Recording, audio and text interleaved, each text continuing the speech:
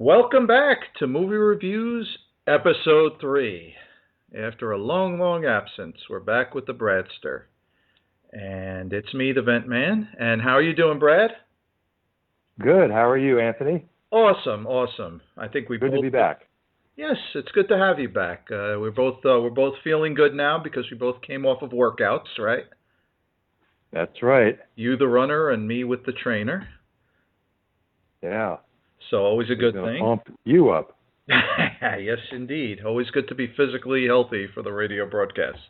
And this is, of course, as Yeah. you can probably see in front of you, this is an audio-only broadcast until we cure many of the various ailments that have befallen our respective computers, right? Yeah. We got a few things going on with that, but gonna do our best to get past it. Absolutely. Skype was messed up, but I fixed it. And Evera was Mm-hmm. messed up, but I fixed that. And even Windows, the upgrade to Windows 10 creates its own little problems, but what can you do? Yeah. What can you do? Yeah. So we have a nice little assortment this week. I guess we're going to do 3 and 3, and that seems to be the nice format from now on. It keeps it to a nice digestible period of time. And I Mm-hmm. have this week, I'll be talking about 3 interesting movies. One is a wonderful horror movie called Sinister, which came out a few years ago, and I'm going to follow that up with a review of Sinister 2 on a near future show.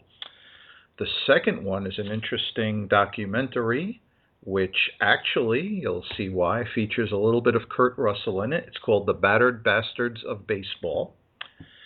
And the third is a quite independent, quite interesting little horror movie called Thanksgiving, which Mm-hmm. it's quite interesting. Not very good, but interesting.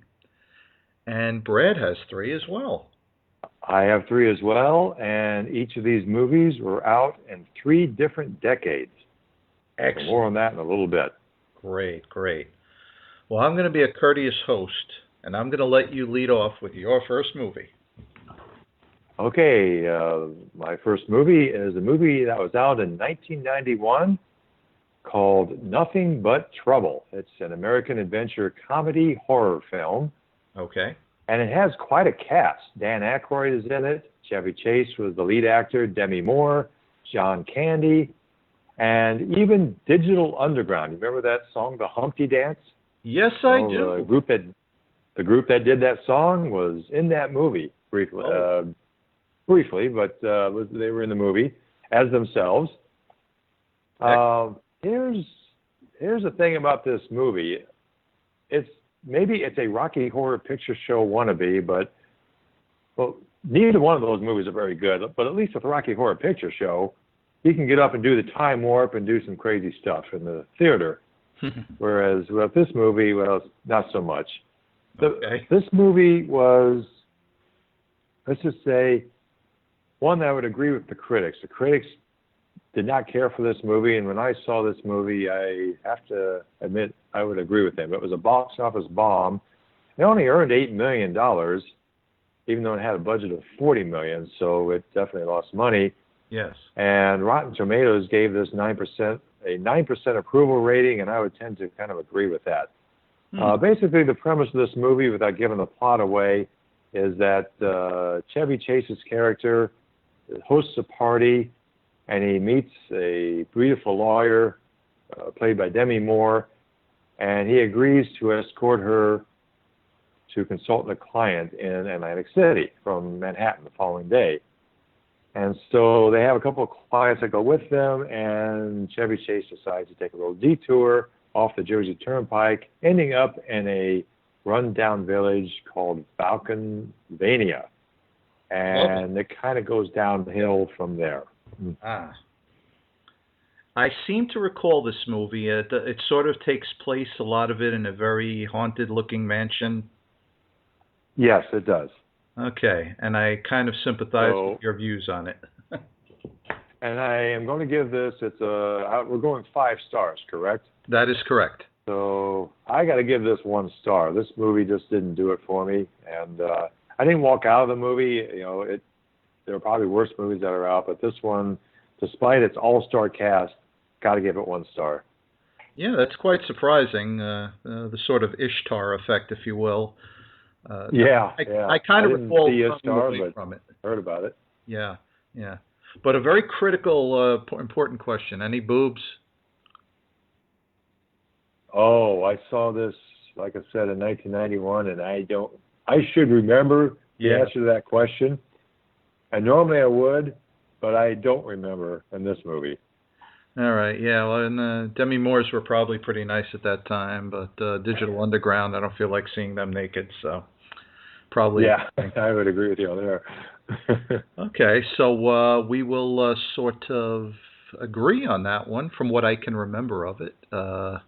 Indeed, a bit of a clunker, but any interest that people might have in it, maybe as like a good bad movie, or none of that?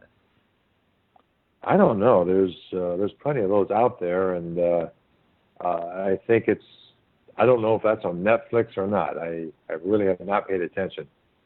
Okay. Well, I trust Brad's judgment on this one. If you just want to see something possibly weirdly interesting, go on ahead, I guess. But 1.5 stars is the verdict, huh? Yeah. Okay. Actually, I gave it 1 star. We could 1 be star.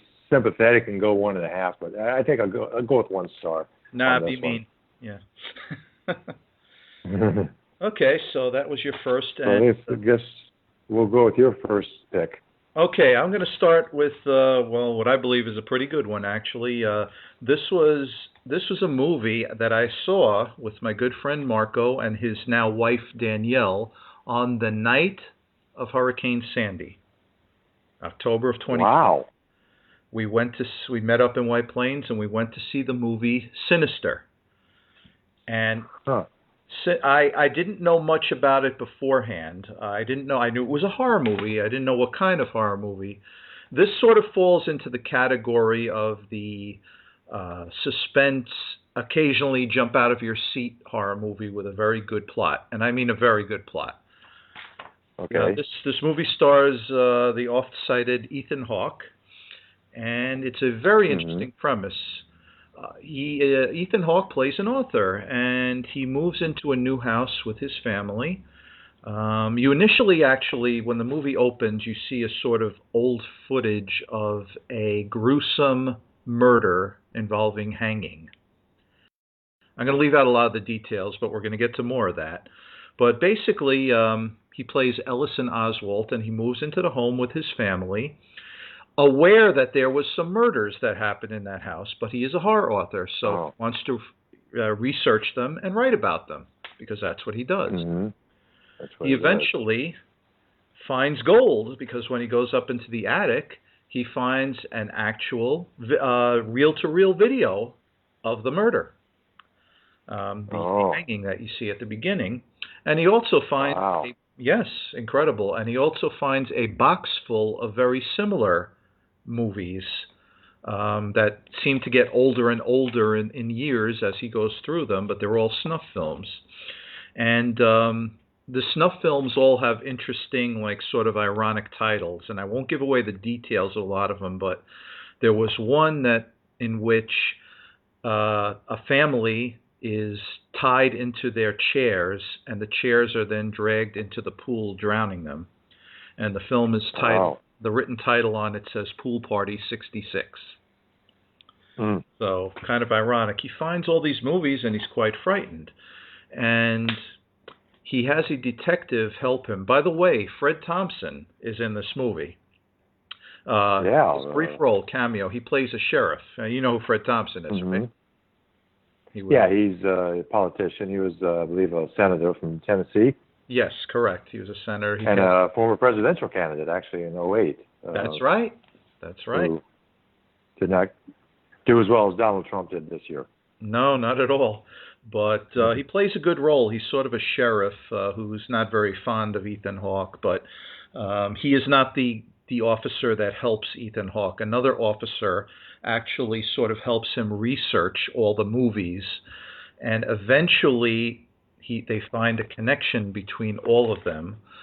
I won't go into that It's really good to kind of see it for yourself. But one of the little connections in all these movies is a frighteningly creepy little figure who appears in all of them, sort of in a distant way, sort of hidden in some ways, and his name is Bagul. And if you look him, I'll post a picture of this certainly when I do the video. But Bagul is pretty creepy looking. Yeah, he kind of really does inspire fear. But as the movie progresses, other facts are found, like there was, in every one of the murders, there was one child who went missing at the end of the murder, never found. All that is eventually hashed out by the end of the movie, and it culminates in a very spectacular finale, which kind of leaves you excited and even though it's not all the way through a gruesome movie, it's got its moments of it, particularly through the viewing of the old snuff films. Very well done. This, if you're going to go to like a sort of a jump out of your seat occasionally, like a thriller horror movie, this is definitely one to see. And I think I stand with a lot of other critics. I'm going to give this one 4.5 stars. Wow. Okay. Very well done. I have a kind of a suspenseful movie coming up later on. Okay. But my second movie will be a movie called Little Shop of Horrors, even though it wasn't really a horror movie per se. It was kind of a rock musical horror comedy. Yep. It was out in 1986. Rick Moranis is the star of that movie. Okay. And John Candy, who was in Nothing But Trouble, the first movie I reviewed, also has a role in this movie as well. Oh, interesting. And some other big names like Steve Martin and James Belushi and Bill Murray have roles in this movie. Another all-star cast. So, yeah, so kind of another all-star cast, more or less. It's about a nerdy florist shop worker who raises a vicious, raunchy plant that feeds on human blood. And the movie kind of, the movie slowly, you kind of figure this out during the course of the movie. Little Shop of Horrors got really good reviews by the critics, and that's one reason I saw it. However, I wasn't that enamored with it. I thought it was okay, all right, but not exceptional. I thought it was, maybe it just wasn't my type of movie. That could be part of it. I'm going to give this 2 stars, but if you like this type of movie, if this kind of works for you, I'd say 3 stars for those who are into that kind of thing. I'm going to give it 2 stars, and maybe a healthy 2 stars, but nonetheless, to me, this is a 2-star movie. I disagree with the critics on this one. Okay. Would you say it falls into that sort of comedy horror genre? Yes, I believe it does. Kind of a musical comedy horror. So you have a little bit of all that in there. Right, and it was based, of course, on the play originally, I believe, right? And it's a film adaptation, yes, of it's a Broadway, actually an off-Broadway musical comedy that shares the same name. And so it's a movie that's a little out there, but for me, it was 2 stars. Okay, fair enough. So we have, so you're moving up in the rankings gradually. And yes, I am. As I proceed along, I'm moving, well, I can't say I'm moving down because the second movie that I'm going to review, I believe many of you out there have seen it on either Netflix or Amazon Prime, and you've probably clicked past it wondering how good or bad it is. It's pretty good, actually. This is a documentary, and as baseball fans, you and I think would both appreciate this. This is a movie called The Battered Bastards of Baseball. Nice title, huh? Mm-hmm. And interesting title, for sure. Oh, yeah, big time. An interesting movie. It actually is the story of about a portion of the life of Kurt Russell's father, Bing Russell. And as a matter of fact, the movie was actually directed by Kurt Russell's 2 nephews, Chapman Way and Graham Way. And interestingly enough, Kurt Russell's other nephew from his other sister, Matt Franco, used to play for the New York Mets. Oh, wow. So Kurt's got a big baseball family, and it's basically the story of an independent league baseball team that I'm sorry, that Bing Russell created in 1973. Back, if you go to kind of a timeline, back in the early 70s, in the olden days, baseball was not just the major leagues. There was tons and tons of independent league baseball teams. But by around 1972, there were absolutely no independent teams left. All there was the major leagues, college, and the affiliated teams of the minors. So Bing Russell wanted to change that. He just wanted to basically create an independent team, and he just wanted to get normal working Joes to try out. So he actually held open tryouts, and people came from around the country to go, and it was quite fascinating. You see the first part of this movie is kind of like American Idol, all the horrible people trying out for this team, and then you finally get to see the team as they were constituted and playing in a stadium that had already been there in Portland. And it's just remarkable to see how much the fans were into it. They actually set attendance records, and it was just a really fun time at the ballpark. It wasn't serious and full of itself like Major League Baseball is today. There were people doing stunts.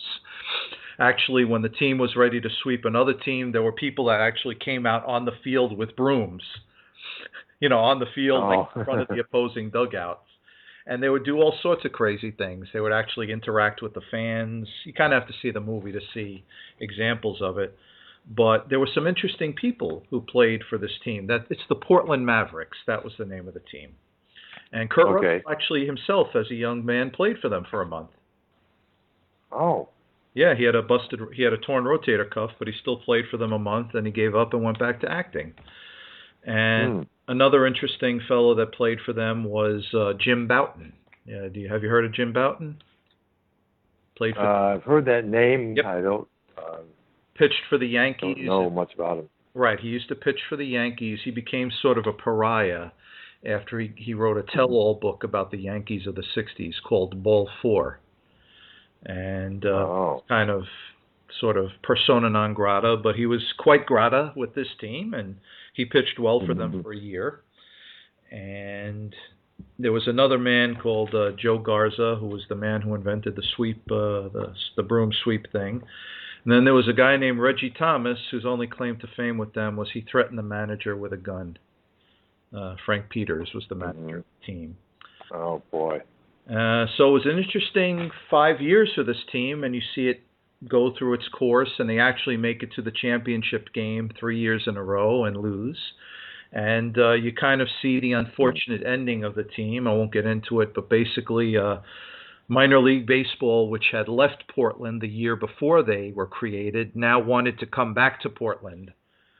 So a big lawsuit sort of develops between the Mavericks and the Beavers. That's the team that wants to return to Portland. So you kind of see all that. Yeah.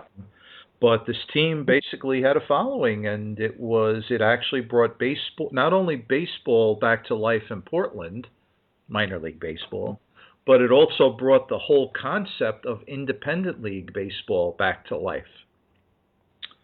Yeah. So it's a quite interesting documentary, very isolated in time and scope, but pretty good actually. And I enjoyed it. I thought it was a lot of fun.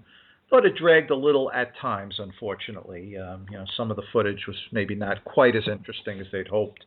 But overall, I'm going to give it 3.5 stars. Okay. Yeah, well, that sounds good. And a feature film. Sounds like at least that film got on base for you. Ah, yes. I don't have the drum roll thing, but if I did, I would do that for you. Ba-dum-bum. Okay. So we're doing good here. So yours has got to be good now. Let's go with my final film from the decade of the 2000s, actually 2007 to be exact. Okay. A film called Disturbia. Heard of it. Now, you've probably heard the song. It's a thriller. Okay. And a very good one, actually. It was partly inspired by the movie The Rear Window the Alfred Hitchcock movie. Yes. I never saw that movie, so I can't make the comparison. But I can tell you that this story is about a teenager who loses his father in a car accident, and he tends to kind of get in trouble after that, and something happens at school. I won't give away the plot, but something happens at school where he has to be on house arrest. Ah. And that's kind of the basis for the movie, because the next door neighbor, he grows suspicious of the next door neighbor. Oh. So some of the activities that his next door neighbor is up to, and the next door neighbor is kind of a creepy guy. And the movie kind of takes off from there. I won't give away the plot. Okay. This was a good movie. And go ahead. No, from what you described, it does sound like Rear Window, which I haven't seen in many years, but I remember that being similar in nature. Yeah, I have heard a lot of comparisons to it, and I'll have to believe that. I have no reason to dispute that since I didn't see Rear Window, but I'll have to see that movie sometime and make a comparison. But nonetheless, the movie takes off from there. There are some jump out of your seat scenes in the movie, like the first movie you reviewed earlier.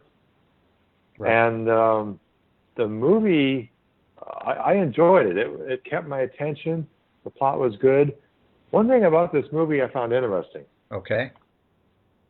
I was the oldest viewer in the movie. I was 45 years old when I saw this movie. Okay. The girl I was dating at the time was 28. Okay. She was the second oldest viewer in the movie. Everybody else in that theater was like in their early 20s or teenagers. So we were the two oldest people in the entire theater. We saw this in Manhattan. So it does appeal to a young audience. Okay. But Any it was person a in the good movie. Any star of the movie that might have done that, or? Well, Shia LaBeouf, or however you pronounce his name, is the star in the movie. That's your. There really are no other stars, any big name stars in that movie besides him. So I don't know if he really carried the movie or not. I think the plot was good enough for it. I will say a couple other things about this movie. Actually, Rihanna had a song called Disturbia, which was out at about the same time as the film, maybe within a year of the film. That song has nothing to do with the film. It was not in the film, and the two are not related. Interesting. But it is interesting that you had a song with the same name that was out at within a year of the movie. The critics, surprisingly, I was surprised. The critics actually gave this good reviews. Okay. Because usually films aimed at teenagers tend to get lukewarm reviews or lousy reviews. Right. Like Weekend at Bernie's got lousy reviews. I thought that was a good movie. I loved it. And I could probably name some others. And that got, didn't do well that I liked, and vice versa. But I agree with the critics on this one. They gave it good reviews, and I thought it was a good movie. I'm going to give this one 4 stars out of 5. Okay. All right, so that's good. That's actually, from as you've described it, that is something that I might check out if I can find it on Amazon or wherever. So yeah, if you get a chance, I would recommend it. It's a good date movie. I will say that. Okay. A lot of couples watching the film. It's a great date movie. It's not gory. It's not it's not like Texas Chainsaw Massacre or anything like that. Or what's the other one? Saw, which I didn't see, but I heard that's pretty gory. Oh yeah. It's not like that, but it is suspenseful, and there's some good scenes in that movie that does what a thriller is supposed to do. Okay. Well, if God should bless me with another Netflix and chill night, I'll definitely keep that one in mind. Okay. All right. So I guess why don't we just sum up what we review? I got one more, and I'm not going to make it too long here. I have a third movie. Oh, okay. Yeah, from the. That's right. I went first this time. So yeah that's right. You got to go. So I'm jumping ahead of myself. My apologies. Not a problem, but I'm going to wrap this one up quick. This is one that people have definitely seen out there. I believe it's all over Amazon Prime, and it might even be on Netflix and Crackle, and all those other Roku channels. It's It's a horrendous one from oh boy, I forget the year. I believe it was from the early 2000s, 2002, I believe, and it's called Thanksgiving. So when you see the little graphics that go along with this, when I edit this movie, you'll be quite startled. This is just Was this anything like Sharknado? No, Sharknado is far superior. I was looking for that movie. I said, all right, maybe there's a little bit of a gold nugget in this clearly B or D looking movie. And at first I thought there was. Immediately when the movie opens, you get a little bit of cute nudity from the 1600s. You'll see when it opens. But apparently this homicidal turkey that is the subject of the movie is this monster that sort of reappears every couple of hundred years to every X number of years. It's a long interval to sort of kill people. I think it's like every 35 or every 40 years to slaughter people mercilessly. But the way they animate this, it's just basically a really badly done puppet turkey. You could tell that it's completely fake, and the guy who voices him is horrible. There's a little bit of humor in how bad it is, but in a nutshell, you get to basically see the turkey kill a few people. You get to see him have sex with a teenage girl who doesn't know it at first, and you also see him rip off the face of the sheriff / father of one of the kids and talk to the daughter for about a half hour without the daughter noticing that it's not a turkey with her father's face on. So I watched it and I chuckled a little bit here and there, and I thought some of the slashing and murder scenes were humorous, and I thought that the fact that it was a badly puppeted turkey was humorous, but overall it just didn't really catch on. But for the little bit of humor shock value that it did give me, I'm going to give this one a 1.5 stars. Okay. So Thanksgiving, I guess if you're drunk or if you've indulged in some narcotics, maybe you can turn it on one night and just watch it. Maybe and appreciate that a little bit more. Yeah, perhaps. There was a few you might need them, actually. There's a few sequels. I think they needed... Yeah. I think they needed Adam Sandler to sing the Thanksgiving song in the movie. That would have actually helped, yeah. That would have helped. Yeah. So, but there was no such joy to be found, So there it is. But maybe I'll review Thanksgiving 2, 3, and 4 in the future. Who knows? Oh, they actually have sequels? Oh, yeah. It was a bad movie, but it had that many sequels? Amazingly, wow. Yes. So somebody liked it.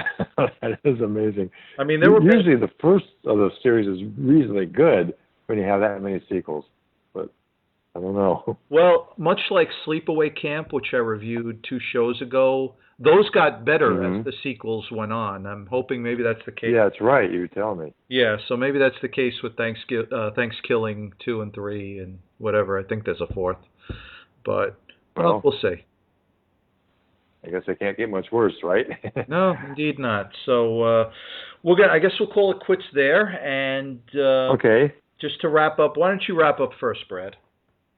Okay, so my 3 movies were Nothing But Trouble. I gave that 1 star, the 1991 American adventure comedy horror film. My second movie was out in 1986, a rock musical horror comedy named Little Shop of Horrors. I gave that 2 stars. And finally, from 2007, a thriller named Disturbia. I gave that one 4 stars. This is all out of 5 stars, so 4 stars out of 5. Excellent. And for my 3 movies, we led off with the wonderful horror thriller Sinister, which I gave 4 stars. 4.5 stars. That's with Ethan Hawke and Fred Thompson. And it's out there to be rented on Amazon. I think you do have to pay for the rental. It's not part of Prime. Then I had The Battered Bastards of Baseball, directed by Chapman and Graham Way and featuring Kurt Russell. And I gave that 3.5 stars. And I concluded with the clunker known as Thanksgiving, and I have no idea who directed it or starred in it or did anything in it, and I gave that one 1.5 stars. Okay, so that's a wrap. I guess the balcony is closed, as they used to say. Beautiful. I love it. The system is down. Okay, well, we're actually approaching the exact half-hour mark, but we're going to do this again. 10 seconds. Any second now, we're going to do this again. And Brad, as always, love having you here. And if anyone out there has Same here. Thank you. If anyone has a recommendation for us to review a retro or a new movie, please let me know. The Vent Man, or just find me on Facebook or youtube.com/AJVent68. Take care, everyone.